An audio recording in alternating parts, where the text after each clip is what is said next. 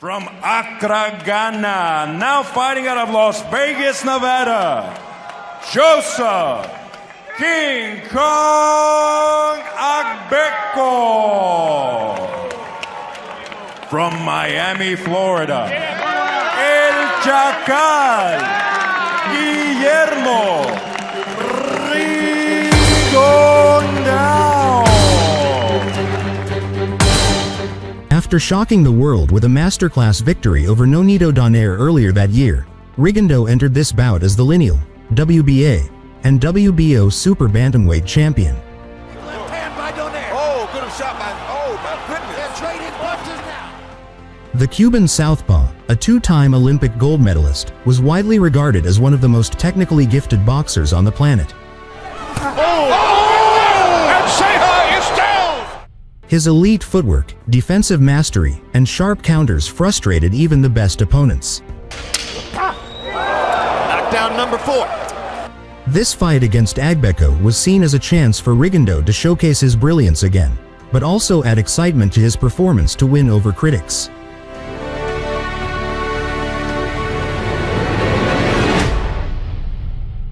Caught him with a left hook in the 10th round after all the frustration which had preceded that. Now let's see if it's going to be Cuba C. I think King Kong is a nickname for Agbeko. It sounds like one. He says no. The action was chaotic and James Kirk. Here, Rigondeaux is off to his normal start, staying back and countering what Agbeko tries to do. His opponents are dissuaded, not just from the punching power, but because he's not there to be hit, and they can see that. Yeah, he's a master of distance. That's what he's looking for. That right there. That punch. And there it is. Train in a gym. Great Cubans. Not just you got to get closer, you got to touch his body. Easier said than done because of Rigondeaux's great counterpunching. Yeah, he's landing it right now and it looks good. He's actually landing some big shots. But in spite of what he says, he's just going to fight. But Floyd had the kind of personality to bring fans in. Rigondeaux may have to, there are a lot of, the fight fans rather, and there are a lot of them that Rigondeaux does not enjoy. Just hasn't gotten off at all in this round. What's up, Andre Ward? Offensively aggressive than I have seen in the past, and you wonder whether that's about the availability. I think sometimes what we see with the Cuban fighter, his whole life, and then he comes to America and he has to be consistent throughout the 12 rounds and not have 3 or 4 rounds where there's a lull in action.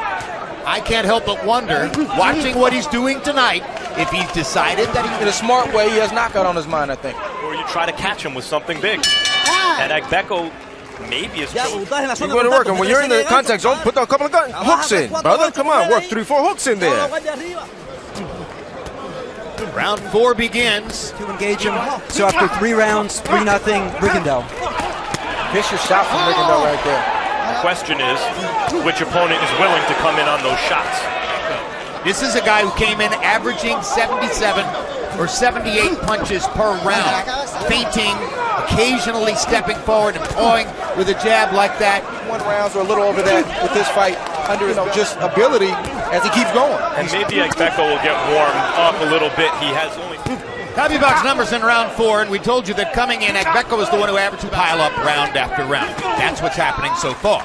So if you want to give Agbeko the benefit of the doubt here, you might say that he is to try to lull Rigondeaux to sleep by allowing the rounds to go by and allowing Rigondeaux to do what he does. That he has in the ring. He'll be waiting all night and getting beaten up in the meantime. So I don't think that's the right game plan. I think you throw punches, but the whole thing about boxing is you have to throw to take a chance. I think it's probably hand speed more than power speed, but the guy needs to be first. That demonstrated that to that point in the round, Rigondeaux had landed 11 punches. Move your head, gorilla fighting, side to side, so you're punching from your movement. You got to throw to win. Listen, mix it up. Mix it up, you can do it.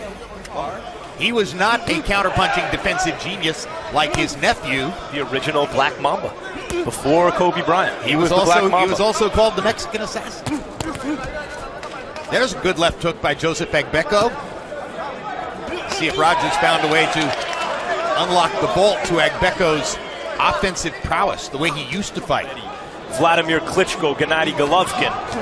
These guys were dominant international amateur stars. You're describing the United States, Eastern Europe, Western Europe, etc. It's far more likely that a Pound for pound lists occupied by the amateur stars, and I think that's why this fight continues this way, and I see no reason it won't. It's a country. As is Nigeria. As is South Africa. Gas in this round. I like what I see so far. Since Agbeko is not really engaging Rigondeaux, we can't even get to the question as to whether or It's not... too bad there's not a 2 pounds who'd be willing to take risks and come in on Rigondeaux. Well, Leo Santa Cruz throws 122 punches before the one-round knockout by Johnny Gonzalez. He throws a lot of punches. Every time he hits someone, they fall. To the midsection that he was landing. If he wants to step it up, Reprogram yourself in a dozen professional fights when Rigondeaux started beating him with such hard shots that it dissuaded Donaire from throwing punches. And just as there is room in the sport for the sheer brutality, the gut-wrenching war. I think so too. Inappropriate. Kovalev is the opposite. It's abundantly clear when we speak to him. Fight. Even hard for guys who are naturally aggressive to make them fight.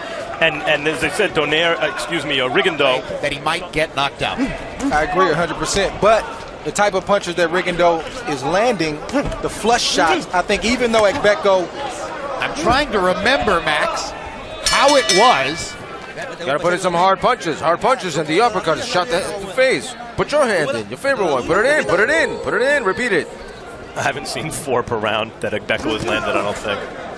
Making glancing contact sometimes and getting credit for it, but he's not throwing. In terms of a competitive Achilles heel, forget about his appeal outside the ring. Guys just have a tendency to go down. It doesn't mean they can't take a punch. It just means that they have something short circuit sometimes. They go. Although he's flicking it out here with real punching power. And so the opponent's output goes down. There, hard right hand by Agbeko with the great Nelson Mandela 12 years ago in South Africa. Let's go back years ago with Nelson Mandela when we at HBO Sports traveled to Johannesburg, South Africa. So I have Rigondeaux up by 9 points after 9 rounds.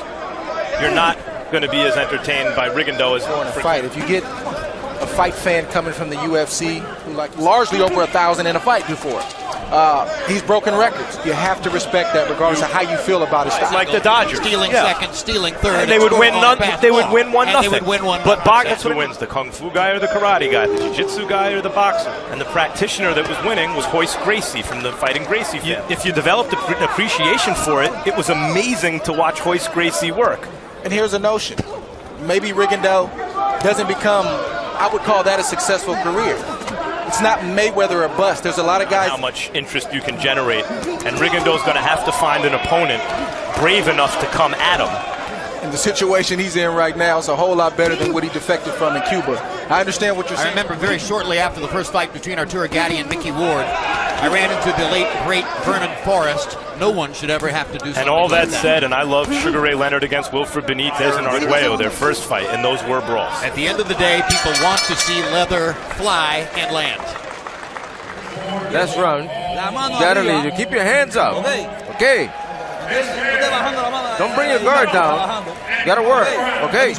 You know what you have to do. You're getting hit him back. Let's go, man. And I think for those of us who most appreciate Lomachenko, just a little bit more offensive, a little bit more penetrating in his style, right? Lomachenko in 495 amateur fights. Twice. Avenged it twice. One of them, let alone 2 of them, Andre, you'd have an opponent. The Ghetto Whopper. The Ghetto Whopper. Because it's thrown in the ghetto at 3 in the morning.